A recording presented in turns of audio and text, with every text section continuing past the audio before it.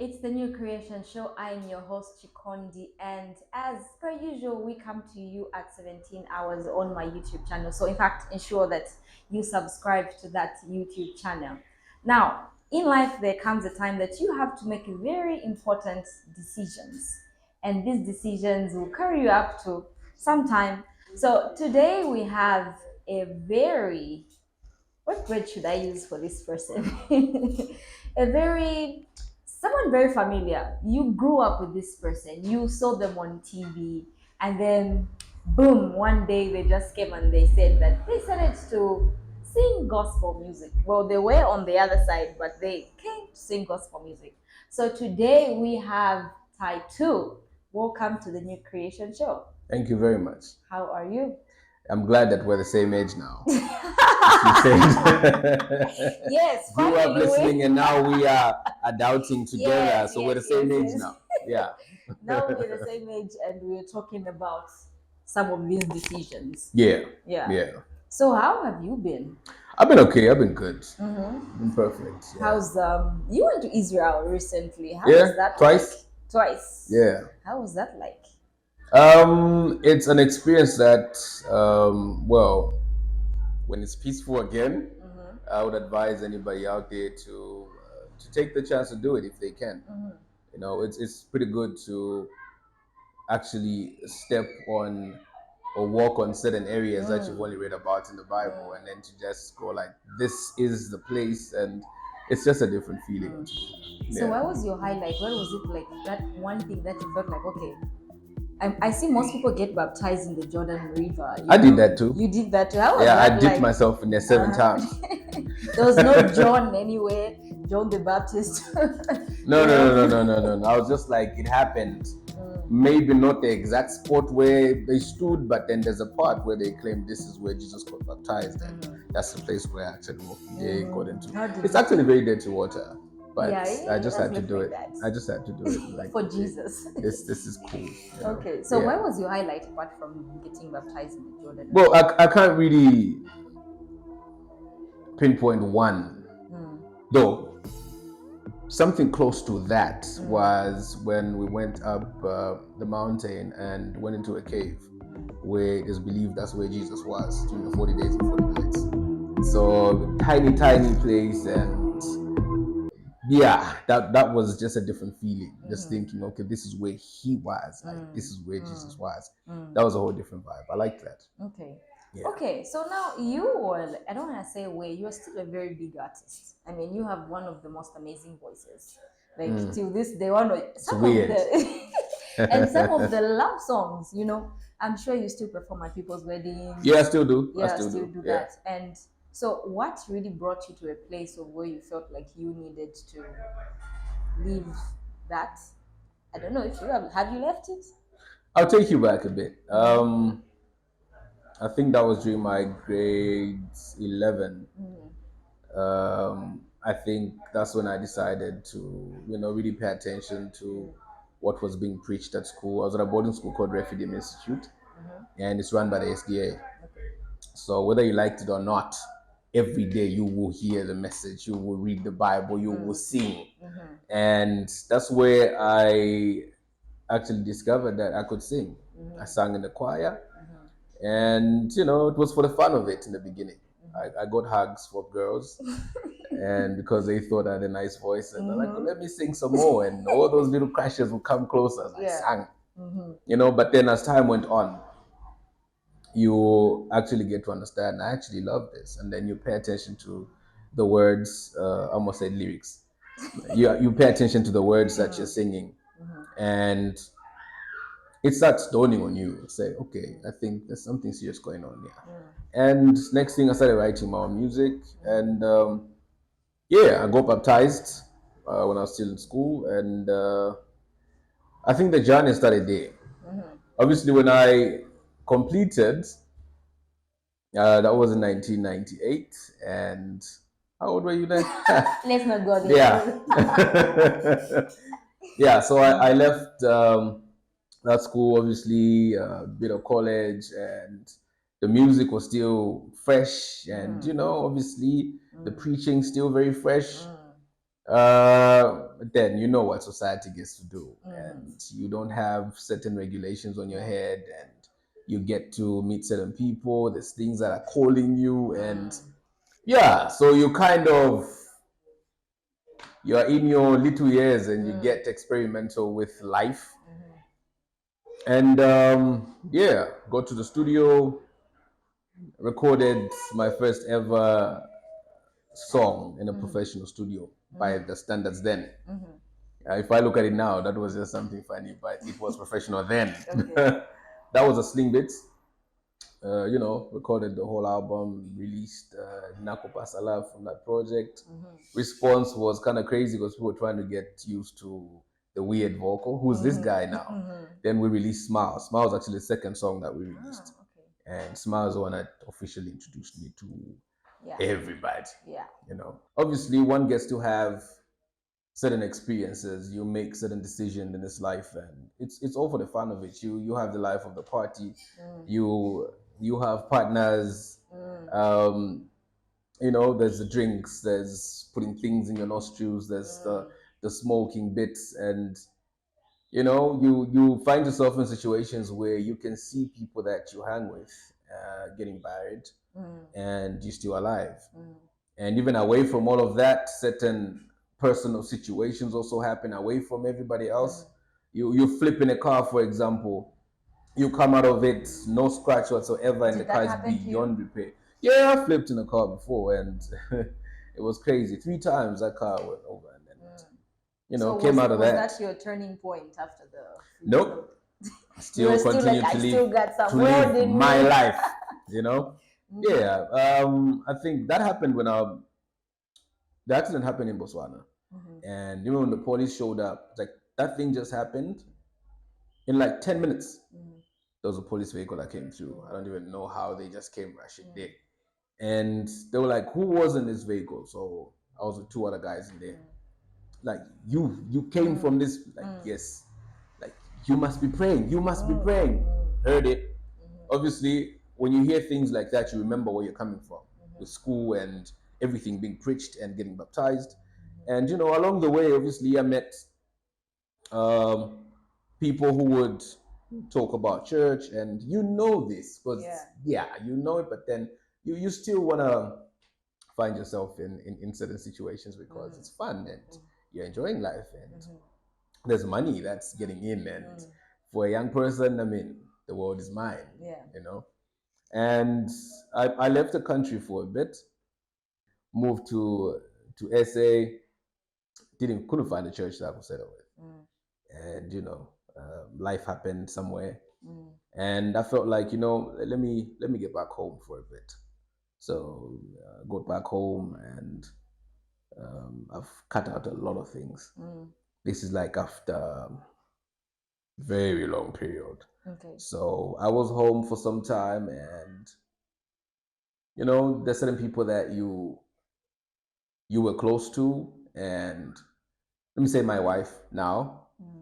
I was more like a big brother. Like I would, you're sort of like a shield, and even when people are trying to mess with her, you'll be like, hey, don't let anybody do that to you. Don't this and that, So she knows back, and I called, hey, what's up? You good? You big brother is back.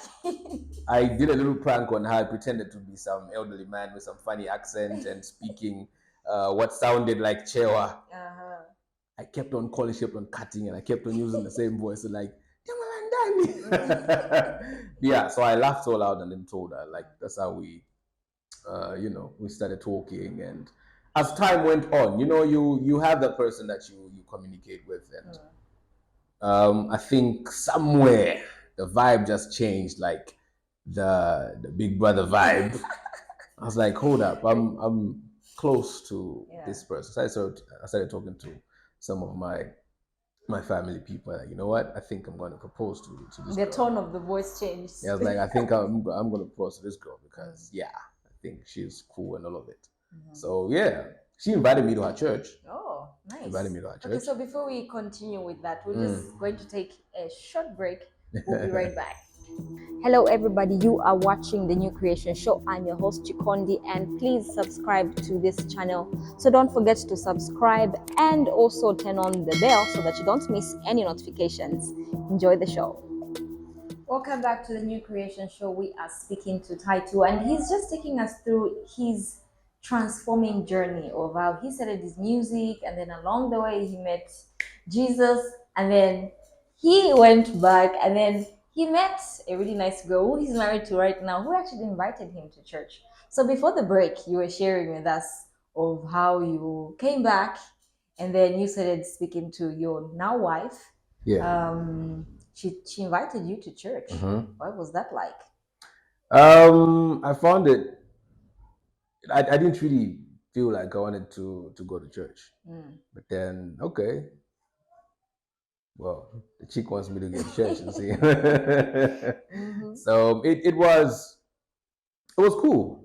Like I said, it's not like I was a stranger to the Bible, stranger to church or anything like that. No, it was just some stubbornness somewhere. I just felt like, okay, I just want to be like in a certain space. And also, so I always say this. I grew up in a very Christian home, so it was very easy to. There was like Bible study at home, Yeah. prayer meetings at home.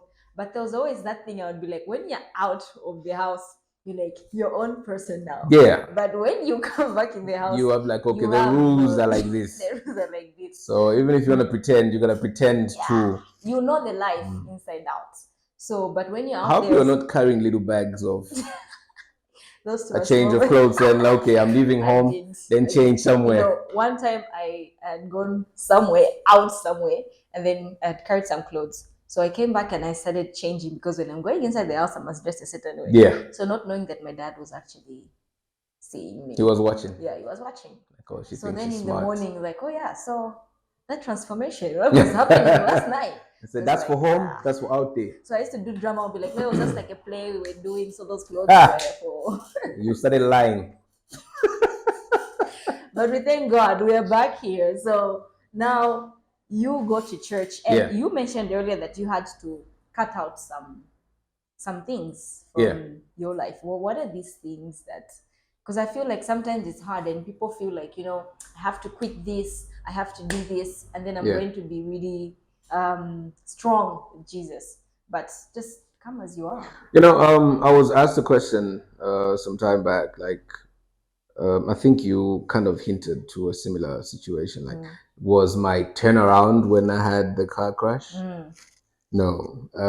For me, it's been a situation where I just look back into my life, the things I've done, things I've survived.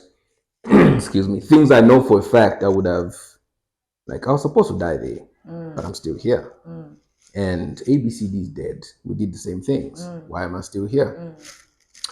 The music. I look at the people that give me feedback, especially the earlier music where I didn't really talk so much about God. It would just be like one little word, just where you acknowledge God. And I think back, and I'm like, for a young person, where did I get such a message that would make sense to somebody with gray hairs? And it's only now when I look at my life and just my musical journey to say, okay, I think God has been using me from way back, but I just didn't understand it. I didn't get the message, because here's this single jumpy character, naughty, but I'm writing a message that's mending homes. I'm putting out messages that's building relationships that were at the brink of breaking. I'm speaking to certain hearts, of which I'm not even in that situation. Why was I putting out such content? Because I'm supposed to talk about the popping of bottles, the party, the things that I'm so exposed to. But I have this lifestyle, but I'm writing something that's very contrary to the things that I get to do. So when you sit down and you start thinking, like, there's a purpose to this gift I've been given. There's reason to everything that I've been through. And if I don't pay attention to it, this is where when I'm asked as to what did you do with the gift I gave you, I wouldn't really have a response because I didn't pay attention. So the me now, and you asked me also, like, do I still perform certain songs? Yes, I still do because I have a deep understanding of them now.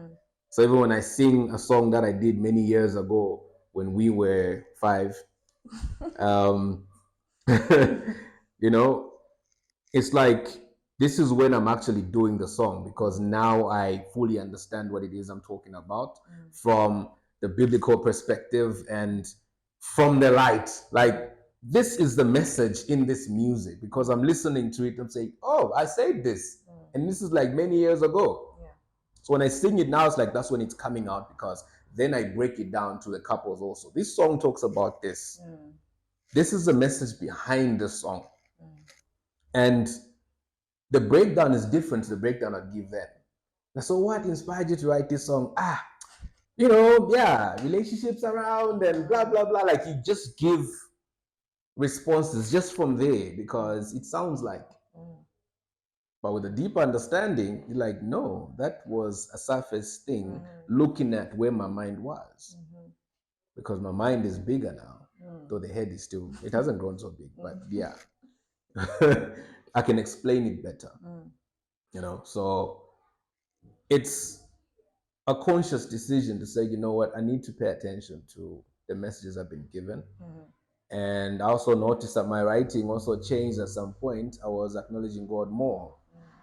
And when I recorded the first song, to me, that I felt I'm actually singing this for God.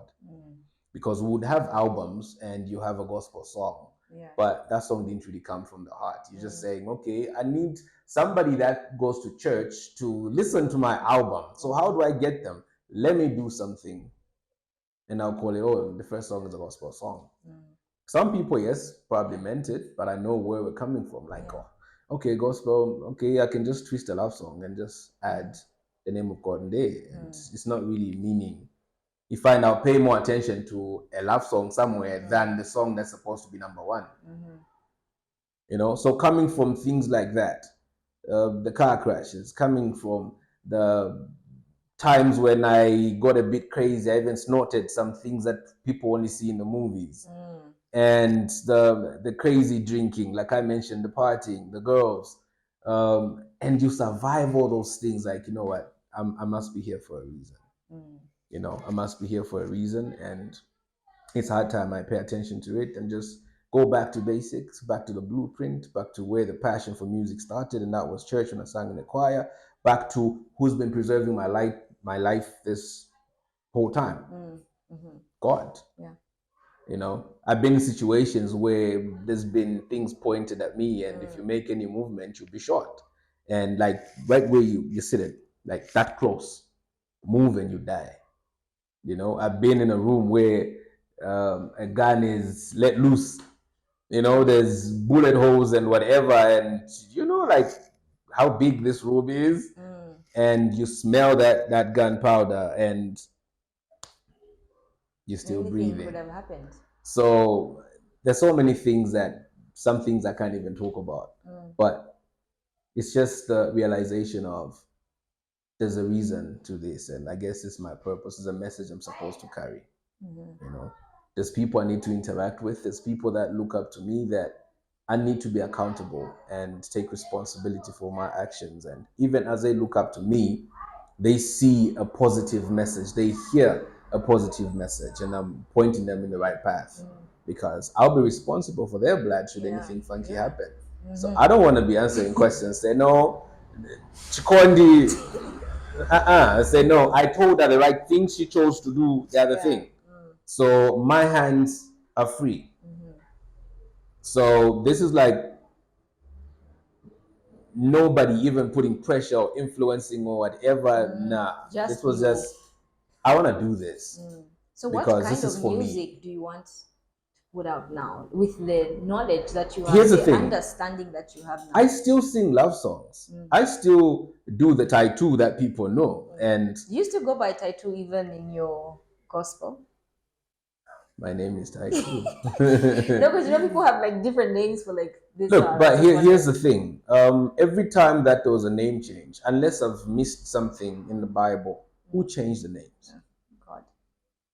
So I don't want to wake up and say, from this day, call me Moses. Why are we calling you Moses? Because I feel like this and this and this. No, there's always instruction because of a certain thing attached to it. And also, the name title is not linked to anything funny. Yeah. It was just clean, pure, and nothing attached to anything that's evil or would lead somebody to hell or whatever. No, the way that name came up, the way the spelling and everything came up, there was nothing negative about it. And also, it's a message on its own because whoever comes across a Ty2 story and like, okay, who's this guy? And they listen to they get to watch this even years later. Like, this is Ty2 and he's actually preaching. That's already a message to somebody out there. Yeah. But if I change it, I'm called Moses. I release a song. You know that it cuts off Ty2. And people just start focusing. It's part of my story. And there's a reason why I think the name hasn't been changed too. Unless we get to a point where it says, okay, change your name to something else. When that time comes, I don't know what the name will be, but it will change then. You know, there are names that we have that are linked to certain things in our families. Yeah. But we still use those names even though we're born again. When you look at the meaning of the name, you're like, what? This is crazy. It doesn't go with me as a person and where I'm at. But you still have that name. So if it's funky, I mean, you just refuse to, allow certain things to get tied to you. But when time comes, if I have to change it, I have to change it. Okay. Sometimes you can tell me if this is correct or not. We've heard how that people say that there isn't so much money in the Zambian music business, but worse off even in the gospel industry. So we've seen how that sometimes people will switch today and then the next time they go back now to the circular world because of not having money. What do you say about that? I'm not placing judgment on anybody. I don't know what they went through. But the question I would ask to anybody that will feel like they want to do that, what was or what is the motivation? What makes you want to do that? Already from your question, you're saying people say there's no money there and there's whatever. What's the motive? Are you saying you want to declare Jesus Christ because you want to make more money? Already that's a wrong motive. If you listen to if you think back to what I said some minutes back when I was like, I looked at my life and trying to get reason as to why I'm still alive today, even though I experienced certain things, did certain things, but I'm still here. And I'm thinking there must be purpose to this. Yeah. But is purpose all about the foolishness? No. It must be something bigger and deeper because I've been preserved through all these things for a reason. There's a message I must carry. I've been given this platform, given this skill for a reason. And there's a message I'm supposed to put out from the boss. He told you, seek the kingdom first. Everything else shall be added unto you. But I don't like adding the everything else shall be added unto you because the core mission is to seek. Because if you understand that, I need him.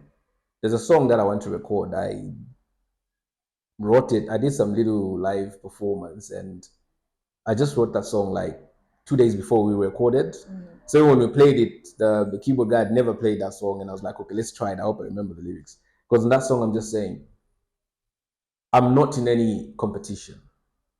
I'm not competing against anybody or whatever. Because it's only you that I need. Everything else that I have to do for you, it's you that I need. I'm speaking to Jesus then. With whatever I have to do in this life, it's only you that I need. Not Chikondi, not whoever, but it's you I must look up to fulfill your mission. So today, if I wake up and say, okay, I want to go out there and say, Jesus, what's the motivation? Because I think from my story, you can understand what the motivation is because I'm looking at life in general. And then checking my own life also and say there must be reason as to why I survived all these things. There's a message I'm supposed to put out there. Even though I entertain, even though I still do whatever, the core thing is I need to preach this man. That's the reason why I'm still here. I would have gone a long time ago.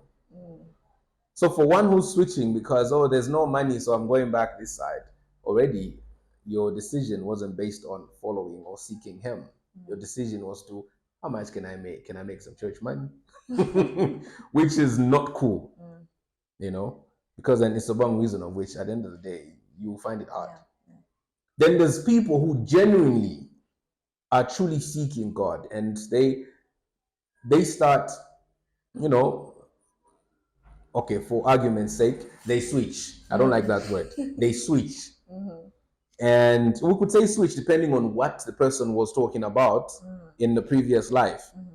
If the life was all about, you know, like sexual things, alcohol things, like really promoting those things, and then you say, I don't want to do this anymore. I just want, there's a switch there because already those things are not in line with, you know. So you find that somebody comes to the light and they genuinely want to understand and they're looking forward to people that are already in the light to welcome them and help them grow because it's not easy. It's not the easiest of journeys. But then you find that the people that are supposed to welcome them shun them. And they try to get closer. Then you notice that, oh, that, you know, there's cliques also on this end. If I'm not part of this clique, then we can't. If I'm not part of this group, then I can't have access. And some people who you just hear gossips and whatever and all of it.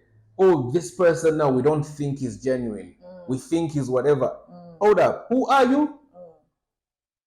Who says you have the keys? So you find if one is not so strong, they're already facing challenges. They're like, okay, I need to turn to God because I can't stand what is going on. Sometimes one will even have all the money, they'll be okay. But the personal, the internal things are different. The emotional part of it, like, I need something bigger. This, I'm not finding happiness, and I need God. But they're okay. It's not everybody that comes to church that say, okay, I don't have money, I'm suffering, so maybe let me go. No, some people come because in there things are not okay. Even there things, but I need God. But then you chase them. And then they'll be like, hold up, the world was more welcoming than the people were supposed to welcome me because the Christian is pointing fingers at me. The Christian is judging me. They leave.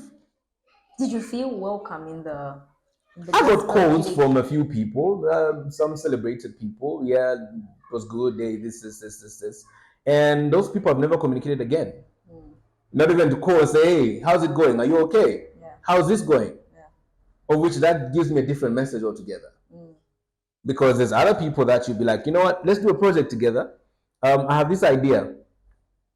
Maybe we can work on something. Yeah, cool. Z. So if I don't understand that this is all about my personal relationship with God, what do you think will happen to me?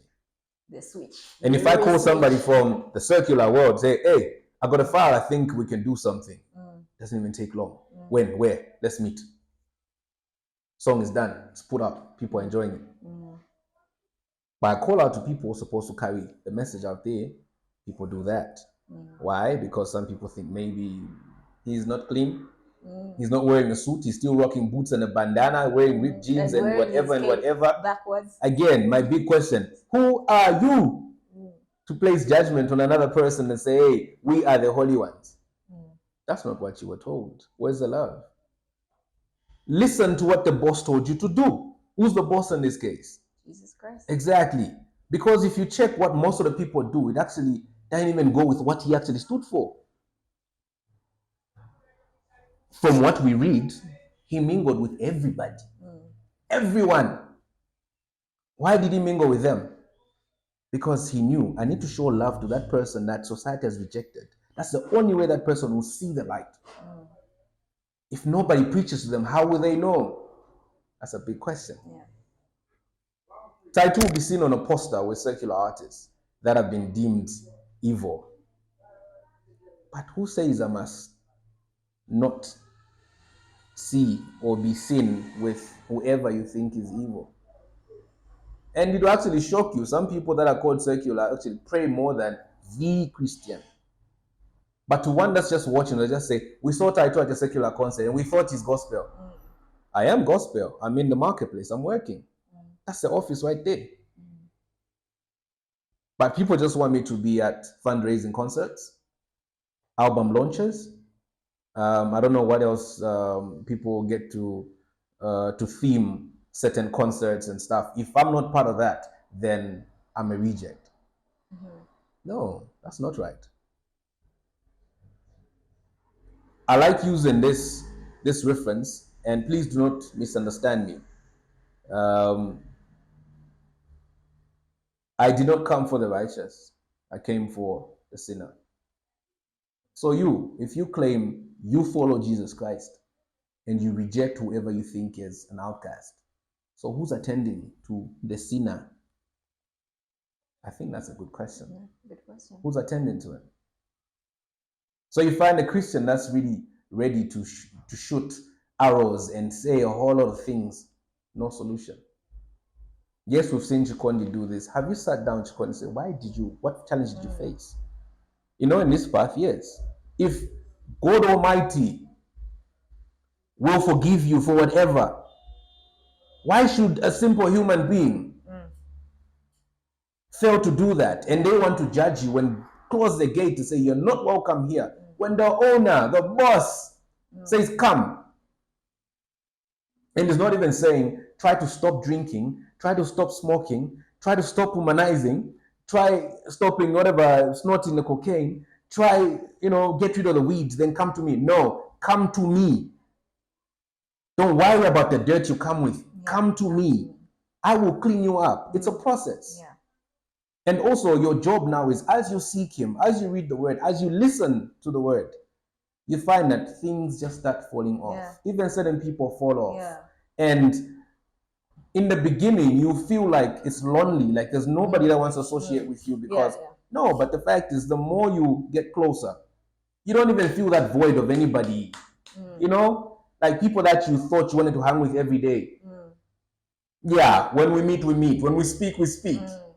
But then you gotta speak because you still have a job to shine a certain light on them. Because you know certain people so well, and it's like, I think that little angle there, that thing we used to do together, my friend's still doing that.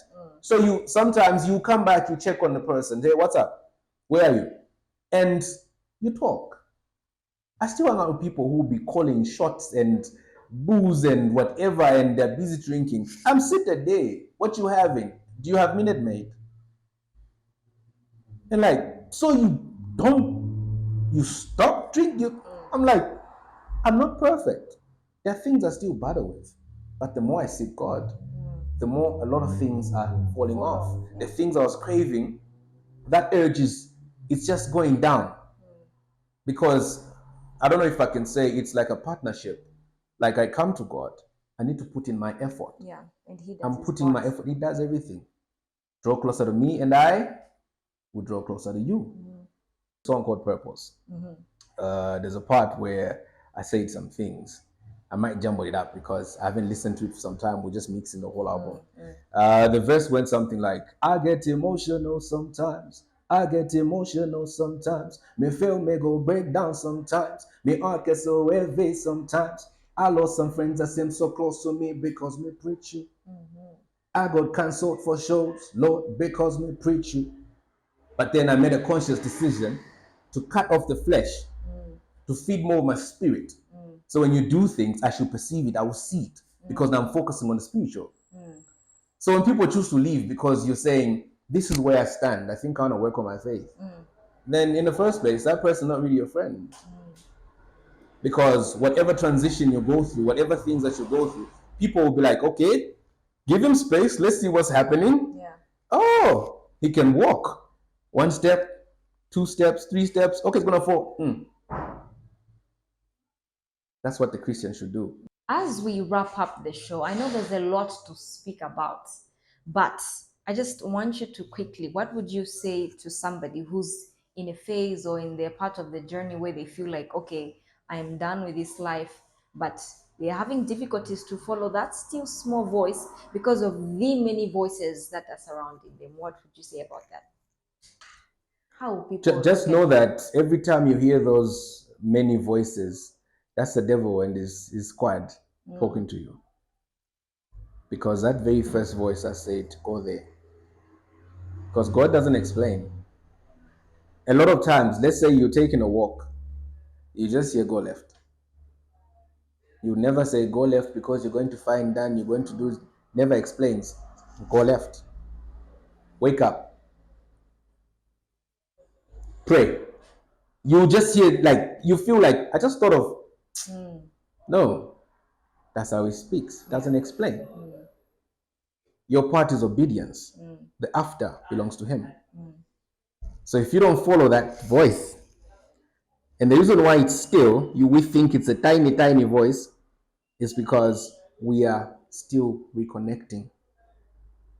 Remember, there was a time where we could really connect through Adam Eve. Remember, they could just, the time that they were chased from the garden, they had to go through certain channels to communicate. So I believe the voice always comes out still because we're still reconnecting, getting back to the original language that we had. But he speaks. Yours is to obey. The moment you hear, no, but Footy, if you do this, this one will say this, just know that that's confusion.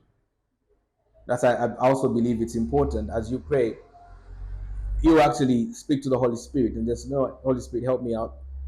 Silence these voices. Silence them. So I focus on your voice. It is important. So for one who's at that stage and they feel like, I really want to give my life, I really want to focus my life and, make Jesus number one wherever I go. Forget about who's watching you. Maybe if I say this, one will actually think of it. Like, if you deny me before men, I will deny you before my Father. This is scary, that one. But it is what it is. Like, you're embarrassed to talk about me in front of your people. Why should you only talk about me behind the closed door? Go behind the closed door when you have your request. You want to talk to me. You want to do whatever. But if you come on and say, yes, imagine, I don't know if you have a partner. Not yet. She's single. She has a small foot. Imagine you have a partner and then every chance you've had to show off your partner, like, this is my person, you shun it. You only want to say my partner when the doors are closed, nobody's looking. How do you think they feel? Yeah. So why should they give you attention when you're around people, you are like, you're not together? Because me declaring my faith in front of the many, knowing that I'm going to be judged for that action, already proves a point to him. Like, he's there. He's not afraid to be counted as one who believes in me. Okay. No, I hope I'm making sense. You are too much. Yeah. I think we need like a part 2. Bring because it. there's too much to discuss. Yeah. So we'll be calling on your doors again. No problem. Yeah. So No and problem. also invite us to your album launch. I will. We'll be waiting. I will. Yeah. As soon as we're done doing the mix and everything, we'll plan and probably make an announcement or two as to when we'll do the launch. Okay. Otherwise, thank you so much for Thank you being for having real me. with us. And I always say this. I feel like it's better for us to just be real with each other. Yeah. Because we go through these things. So we are Christians, but we are going through these things. Yeah. So let's talk about it. And this is a platform where we speak about these things. It's a So good thank you platform. so I'd much. encourage you to keep on doing it. And it's you never know who's watching and who's learning or picking out a few things, and will make certain decisions based on what you put out there. And also, just another word of advice. You see, I talk too much now. There are things that we always declare, but let us make sure that what our heart is saying is what the mouth is letting out. Because every time we kneel down and say, God, I depend on you, Jesus, I need you, but your heart is far from him. Your heart is thinking, Banda should give me 10 pin. And then you're saying, Jesus, I need you. Already, it's not. Because remember, he sees what's there. So we must practice as much as possible. I like the word, let's be real. Yeah. Be real when you go before God. Say, God, I like stealing. Yeah. Help me with this thing. Because now you're speaking the language that is there. Because if I leave a 10 pin loose, you know you're going to pull out 100 from there. But then you go and say, hey, you're pretending. Go before him as yourself and say, this is me. Like, open up your heart. Reveal everything that is there. Even as you speak, it's connecting it clearly and helps you straight up. Be real. Okay. Thank you for watching the New Creation Show. We have had a very meaningful and real discussion of exactly some of the things that are happening. You know, one of the things I think that I have